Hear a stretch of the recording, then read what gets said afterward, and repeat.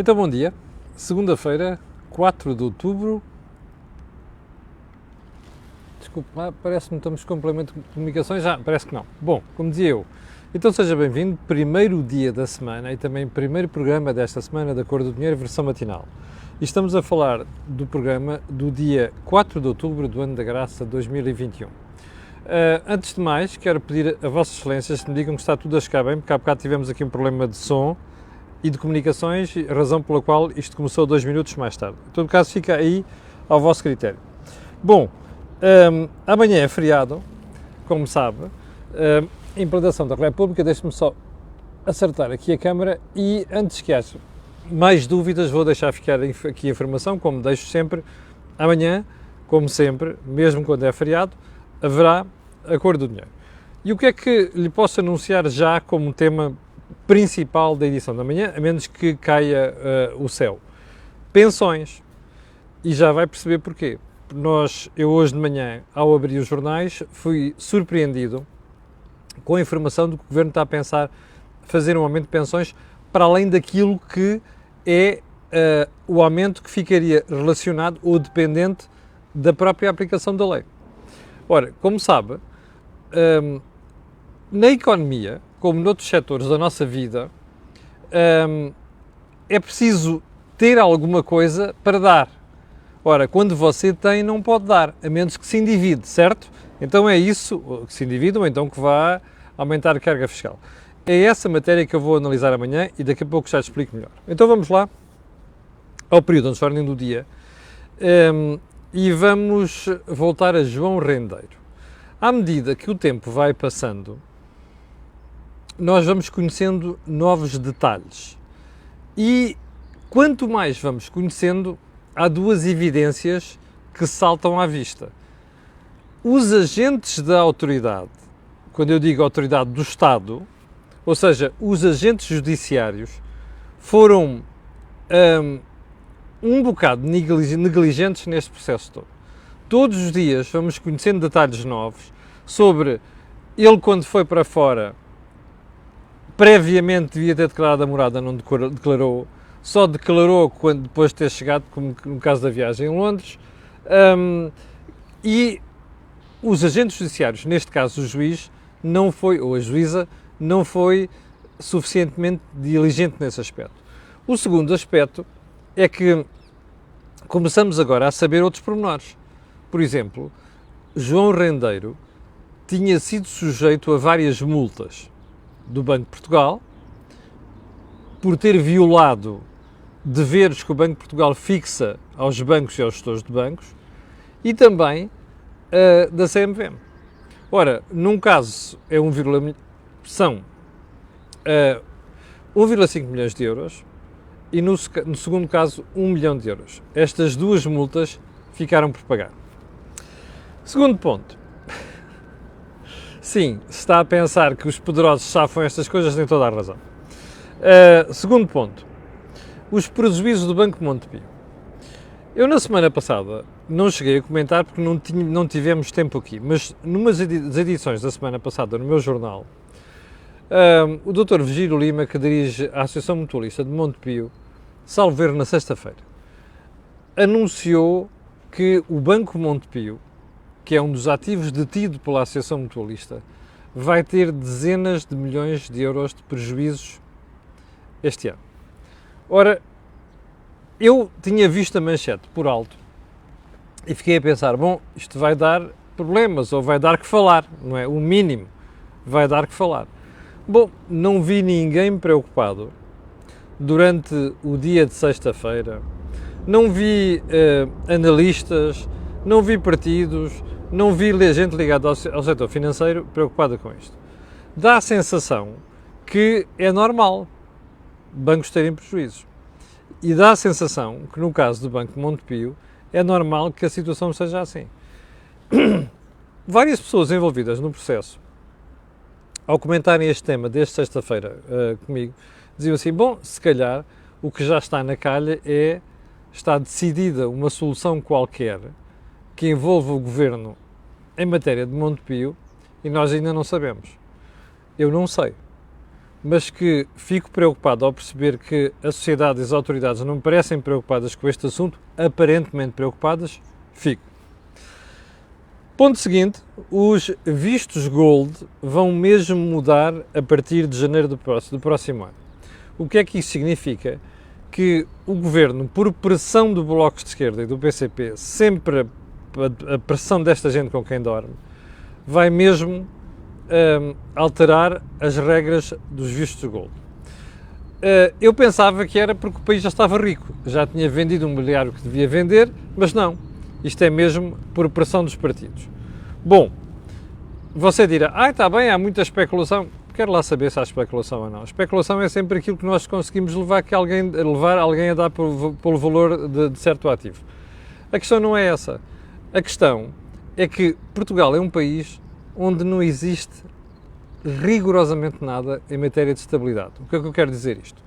Você promete uma coisa hoje em dia aos investidores e dali a 2 ou 3 dias está a fazer outra coisa completamente diferente.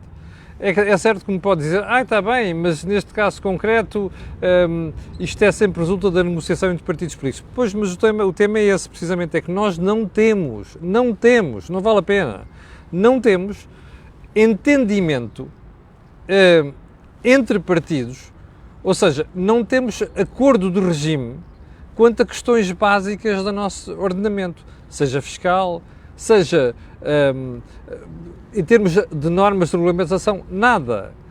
Um partido decide uma coisa, quando é preciso negociar com outro partido, altera-se completamente o quadro que, entretanto, se prometeu aos investidores. Ora, isto não augura nada de bom em matéria de investimento. Eu sei que vocês, de vez em quando, sobretudo aí os mais indefetíveis desta maltinha que está no poder, aparecem sempre a dizer o seguinte, lá está você a criticar o governo, mas já reparou, há muito investimento estrangeiro em Portugal. Primeiro, não há muito investimento estrangeiro. Segundo, devia haver investimento melhor. Terceiro, se calhar, se nós fôssemos um bocadinho mais amigos de respeito pela estabilidade fiscal, por exemplo, e outras, se calhar tínhamos muito mais investimento do que temos. Se calhar não, tínhamos mesmo. Bom, último ponto do período de ordem do dia, António Lobo Xavier parece que não está nada descansado com a situação no CDS. Eu presumo que se refira ao resultado eleitoral e àquilo que vai de desassossego interno do CDS. Eu fico sempre impressionado com os barões dos partidos, seja este ou outro qualquer, que de fora vai sempre fazendo análises sobre o momento dos partidos. O mínimo que eu esperaria de alguém que não está nada descansado com a situação no partido é que essa mesma pessoa dê o salto para a frente e se assuma como alternativa. Se calhar valia a pena, em vez de andarem toda a gente, sobretudo os notáveis, a botar faladura sobre o que se passa dentro do partido. Força! Cheguem-se à frente e assumam as rédeas. Desafiem o poder, se calhar é a melhor coisa que podiam fazer. Bom, então vamos lá à matéria principal de hoje. Eu não tinha pensado falar nisto, mas parece que ontem já o país se excitou imenso com os Pandora Papers, não é? A imprensa ainda não cumpriu o seu papel quanto aos Panama Papers. Já está preocupada com os Pandora Papers. Já agora, os nomes portugueses constam do Panama Papers, inclusive alguns nomes que na altura foram, ou melhor, que o jornal que divulgou ontem, que foi o Expresso, prometeu publicar na altura, já se conhecem ou não? Parece que não. Parece que não dá jeito de revelar certos nomes. Mas enfim, o que é que há a dizer sobre isto? Primeiro, ficamos todos sempre muito excitados com a história do Pandora Papers, Panama Papers. Isto é muito bom, nós estamos preocupados com estas coisas. O que eu gostava também era que o país, além de se preocupar com isto, que se preocupasse com outras coisas. Olha, já falamos há bocadinho uma delas, instabilidade fiscal, mudar regras como quem muda de camisa, se calhar valia a pena olharmos para isto. Independentemente de olharmos para estes Pandora Papers, Panama Papers. Quanto aos Pandora Papers, parece que também a primeira preocupação foi logo, deixa-me lá ver se há portugueses metidos naquilo. E parece que há Manel Pinho, Vitalino Canas, Nuno Moraes Sarmento. Bom, eu registro com agrado duas coisas. É que há duas pessoas de esquerda, Manuel Pinho e Vitalino Canas, envolvidos nisto.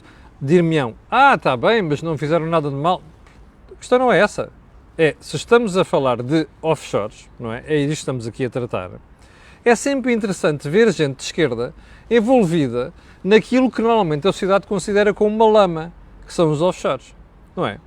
Já agora, é parecido com aquela história do Robles, lembra-se, em Lisboa? O Bloco de Esquerda denuncia a especulação, aliás, achei sempre muito interessante durante a campanha eleitoral a Catarina Martins denunciar a especulação imobiliária. Eu acho que ela devia estar a falar do próprio partido dela, ou do Ricardo Robles, presumo eu, mas enfim, voltando a esta história. A malta chita-se com estas brincadeiras e depois aponta o dedo este, aponta o dedo aquele. Depois vai ver Manuel Pinho. É alguma surpresa, não é? Vitalino Canas já é uma surpresa.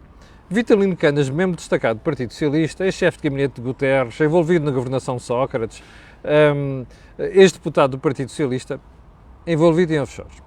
Eu espero que as pessoas façam a devida análise e tirem daqui as devidas conclusões. Porque vai ver que ainda vamos descobrir que há mais portugueses metidos naquilo e você vai ver também que se calhar a investigação a sério e as consequências em relação a esta matéria ficam por apurar. Segundo ponto, o que lhe falei há bocadinho, ainda nesta matéria dos assuntos principais.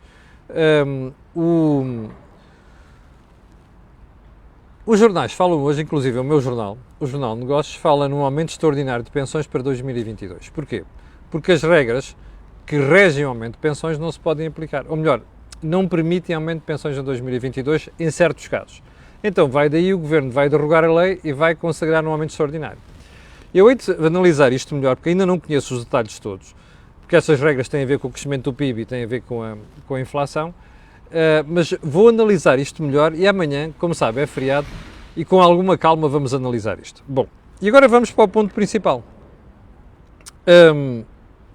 No fim de semana, fomos surpreendidos com declarações do Sr. Ministro João Pedro Matos Fernandes por causa da luz, do aumento da luz. E como você sabe, o Governo está sob pressão para introduzir medidas que não permitam aumento dos preços de energia e, se possível, que os faça baixar. Então, o Sr. Ministro João Pedro Matos Fernandes, no fim de semana, deu uma entrevista onde disse literalmente isto. Olha, é ipsis verbis, ok? O que é que disse o Ministro? Em sede do Orçamento do Estado, poderá ser discutido o plafond abaixo do qual o IVA, que tem uma taxa reduzida, pode ou não ser variado. Ok? E a malta olhou para isto e disse assim, epá, espera aí, caramba. Isto contraria tudo aquilo que o Ministro e o Governo vinham dizendo sobre o preço da luz e sobre o IVA. Porque a questão é muito simples. O preço da luz é elevado, não é só porque as coisas estão a subir lá fora, as matérias-primas, nomeadamente o gás. É porque nós temos tributação muito elevada, impostos muito elevados sobre o preço da energia. E um deles é o IVA. Então, quando o Ministro disse isto, a principal conclusão que passou aí foi, epá, espera aí, então é mesmo sério, o Governo está a pensar, a analisar a questão do IVA no próximo Orçamento de Estado. Não passaram 3 ou 4 horas sem que aparecesse uma nova declaração. Desta vez, uma declaração escrita por parte do Ministério do Ambiente. Ipsis verbis. Para evitar qualquer dúvida sobre as declarações do Sr. Ministro, informa-se que não será apresentada qualquer proposta de alteração ao IVA da eletricidade para o próximo Orçamento do Estado. Nem a mesma se justifica. Repare, o Ministro disse, pode ser analisada em sede de Orçamento de Estado. E o comunicado diz, não vai ser analisado coisa nenhuma, mas nem há justificação para isto. Bem, e o país olha para esta brincadeira e diz, espera aí, mas afinal, qual das duas asserções é que está correta? É o próprio Ministro que diz isto, não é um assessor, não é uma fonte do Ministério do Ambiente. É o Ministro que faz a primeira declaração. Então, a primeira pergunta é, o que é que fez João Pedro Matos Fernandes avançar com esta tontice? Tontice, quer dizer, para os consumidores seria ótimo. Tontice é, você tem o Governo a dizer uma coisa durante tanto tempo e agora, de repente, de um momento para o outro, vem dizer outra. Há duas explicações para isto, em minha opinião. A primeira é, o Ministro perdeu o pé.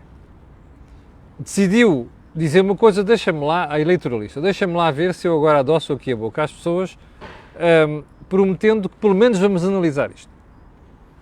A segunda asserção é mais grave.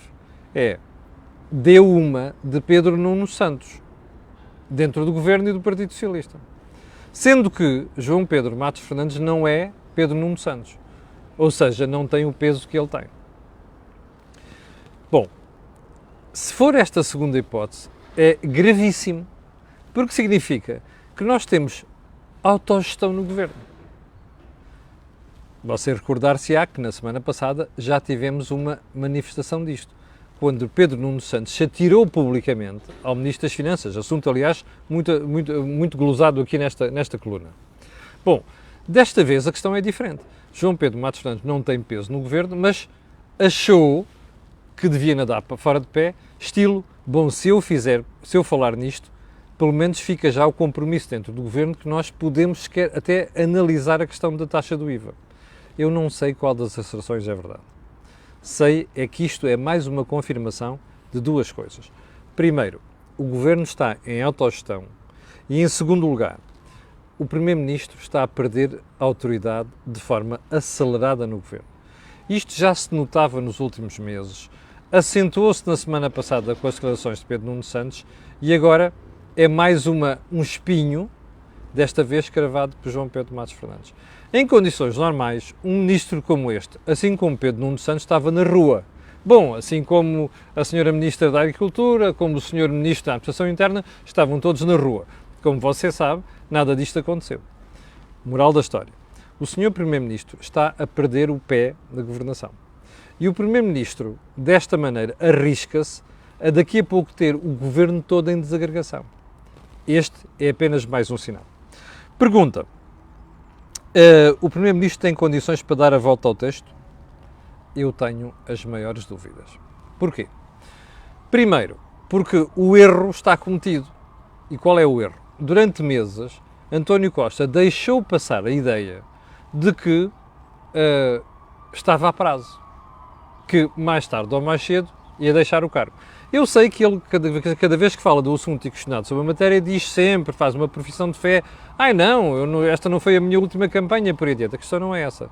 A questão é que começa a parecer-se que existe um cansaço para além do limite tolerável dentro do governo. Também já lhe pedi para olhar várias vezes para aquilo que se passou, sobretudo com Cavaco Silva, nos anos 94 e 95. Já aqui lhe disse, logo a seguir às eleições, vá ver os jornais de 94 e 95 e você vai ver que a situação se parece cada vez mais com a que está a viver. E, portanto, a pergunta é esta: António Costa tem o talento para tentar dar a volta? Tem. O problema é que quando o país começa a cansar de um governo e de uma política, não há nada a fazer.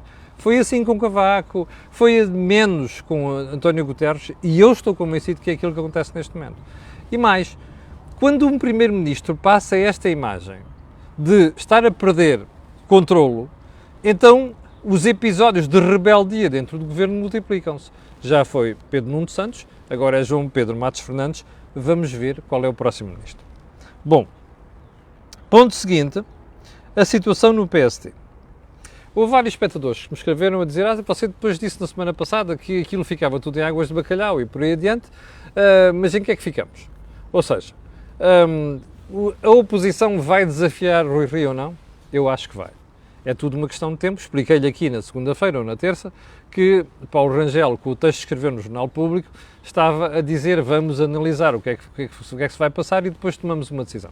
Eu acho que esse confronto vai acontecer mais tarde ou mais cedo. Mas neste fim de semana tivemos uma novidade. E qual foi ela? Foi o Luís Montenegro, que foi o primeiro a desafiar a liderança de Rui Rio, que veio dizer que acha bem que haja contestação, porque ele acha que o Rui Rio não vai ganhar as eleições, eu também acho que não, a menos que caia o Carmo e a Trindade, mas que deve haver alguém que vá disputar aquilo.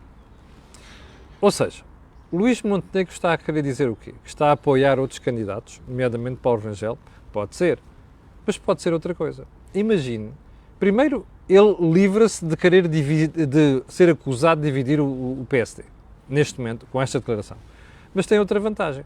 Imagine que as coisas não correm bem a Rangel, ou então que há alguma alteração das circunstâncias. Luís Montenegro pode mudar de ideias e dizer, afinal eu sou candidato? Pode. E isso é uma grande vantagem. Porquê? Porque ele pode dizer, bem, como isto está, a coisa não se vai resolver, portanto, olha, eu acho que é meu dever aparecer na corrida à liderança do Partido Social Democrata. Portanto, as coisas começam-se a clarificar, sim senhor, mas estão muito longe de termos um cenário em que se permite dizer o que é que se vai passar. Em todo caso, as próximas semanas serão importantes, serão significativas. Bom, vamos acabar o programa de hoje com duas frases, porque eu escolhi duas frases da semana. Uma é do Dr. Paulo Núncio, este que está estado dos impostos do tempo da Troika, que disse literalmente isto: um IRS com muitos escalões é um IRS que pode, no futuro, penalizar acréscimos do rendimento das famílias. Tem toda a razão. Havemos de descalpelizar isto mais tarde, noutra altura. Segunda frase, António Saraiva, presidente da CIP. Mais uma vez, as empresas estão ausentes do Orçamento de Estado. Isto foi declarações ao meu jornal e eu acho que ele tem toda a razão. Mas a única pergunta que eu tenho para fazer é esta: o que é que está a CIP a fazer? A CIP vive sempre na ambiguidade entre vamos fazer oposição ao que estes tipos decidem ou então temos que ser cautelosos, que é para não chatear a malta. Não pode ser. Estou farto de dizer isso aqui. As associações empresariais têm de assumir o poder que têm e têm, em certas alturas, de pôr os governos na ordem.